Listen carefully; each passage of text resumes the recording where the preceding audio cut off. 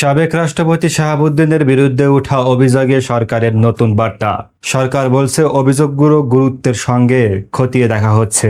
তাহলে কি এখন কি তথ্য সামনে এসেছে? চলুন পুরো বিষয়টি সংক্ষেপে বিশ্লেষণ করি। সদ্য সাবেক রাষ্ট্রপতি মোহাম্মদ শাহাবুদ্দিনকে ঘিরে নতুন আলোচনা শুরু হয়েছে। তার বিরুদ্ধে দুদকের চেয়ারম্যান এবং ইসলামী ব্যাংকের পরিচালক থাকাকালে ওঠা বিভিন্ন দুর্নীতির অভিযোগ নিয়ে সরকারের অবস্থান কি, সেটি এবার প্রকাশ্যে জানিয়েছেন আইনমন্ত্রী মোহাম্মদ আসাদুজ্জামান। রোববার চট্টগ্রাম জেলা আইনজীবী সমিতির নবীন আইনজীবীদের বরণ ও প্রশিক্ষণ কর্মশালা শেষে সাংবাদিকদের সঙ্গে কথা বলতে গিয়ে তিনি এ বিষয়ে সরকারের অবস্থান তুলে ধরেন। আইনমন্ত্রীর ভাষ্য অনুযায়ী সরকার অভিযোগগুলোকে গুরুত্বের সঙ্গে পর্যালোচনা করছেন এবং সংশ্লিষ্ট অভিযোগের সত্যতা যাচাইয়ের কাজ চলছে। তিনি বলেন, সরকার কোনো ব্যক্তির অবিচার করতে চায় না, তবে তদন্ত শেষে যদি অভিযোগের প্রমাণ পাওয়া যায় তাহলে জনস্বার্থ বিবেচনায় আইন অনুযায়ী প্রয়োজনীয় ব্যবস্থা নেওয়া হবে। এদিকে নতুন রাষ্ট্রপতি নির্বাচন প্রসঙ্গেও প্রশ্নের জবাব দেন আইনমন্ত্রী।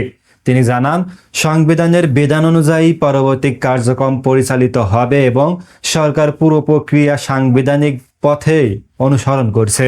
একই অনুষ্ঠানে তিনি দেশের দুর্নীতি ও অর্থ পাচার নিয়েও বক্তব্য দেন। তার দাবি, গত 16 বছরে বাংলাদেশ থেকে প্রায় 204 বিলিয়ন ডলার বিদেশে পাচার হয়েছে, যা বাংলাদেশের 2 থেকে 3টি জাতীয় বাজেটের সমপরিমাণ।